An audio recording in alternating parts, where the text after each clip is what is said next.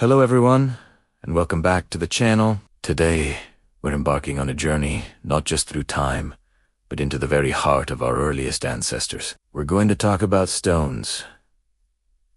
Now, I know what you might be thinking, rocks, but these aren't just any rocks. These are the tools, the diaries, and the silent songs of the first humans. Imagine holding a piece of flint, its edges expertly napped.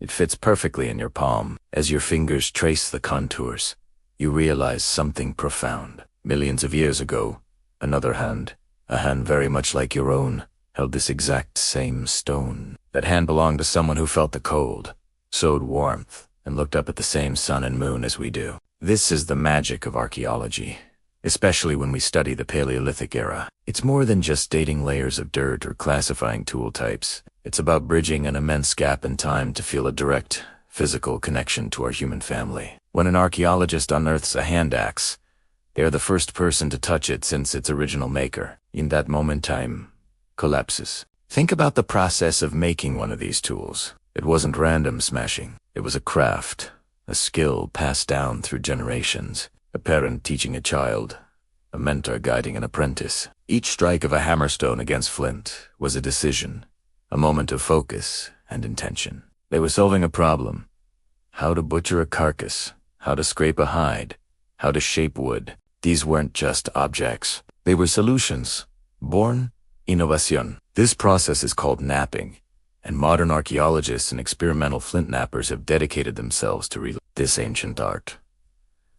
When they do, they report fascin. They describe entering a state of flow, where the mind, the hand, and the stone work in perfect harmony. They feel the same frustrations our ancestors did when a stone fractures, and the same surge of satisfaction when a perfect flake shears off. This isn't just an academic exercise, it's a form of empathy. By recreating the actions, we begin to understand the minds of the people who performed them. We start to appreciate their intelligence, their patience, and their foresight. They had to plan, to visualize the final tool, the raw block of stone. This is the dawn of abstract thought, the very foundation of everything we built since. Let's consider the Achillean hand axe, one of the most iconic and longest used tools in human history. For over 1,000,000 years, our ancestors teardrop-shaped tool. Some are so large and unwieldy, and so beautifully made, that archaeologists wonder if they were more than just tools. Could they have been a form of social currency, a display of skill and fitness?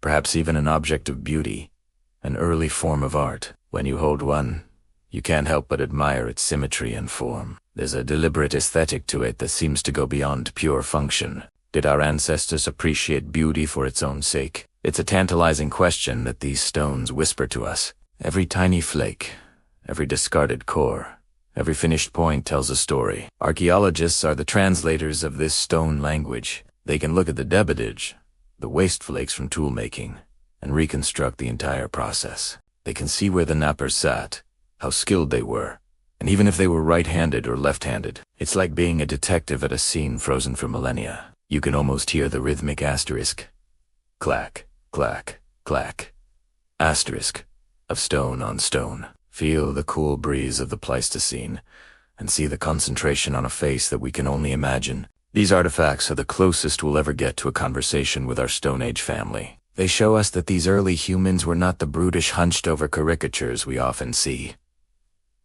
They were resourceful, intelligent, and social beings. They learned, they taught, they innovated, and they survived in a world far harsher than our own. They did it all with, and their minds, armed with passed down through these humble, yet extraordinary, stones. This connection is deeply personal for those in the field. It's the thrill of discovery.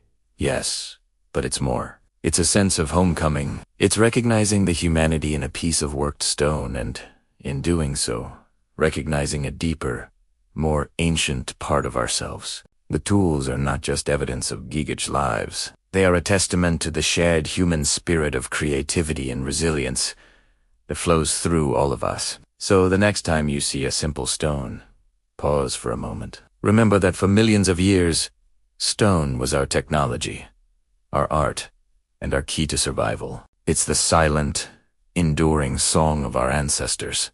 And if we listen closely enough, we can still hear its echo today. Thank you so much for joining me on this journey into the deep past. If you found this fascinating, please give this video a thumbs up. And don't forget to subscribe and hit the notification bell so you won't miss our next adventure. Until next time, stay curious.